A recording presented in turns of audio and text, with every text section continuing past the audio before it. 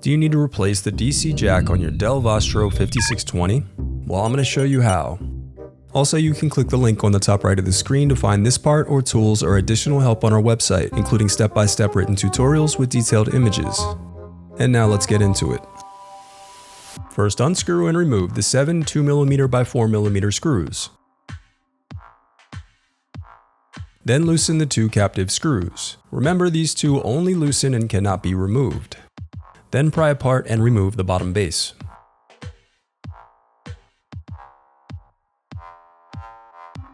Now disconnect the battery cable. Next, peel back the adhesive covering the DC jack connector.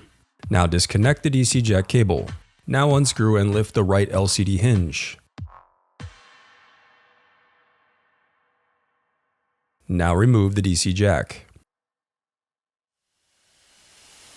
The reassembly of your laptop is as simple as following your steps in reverse.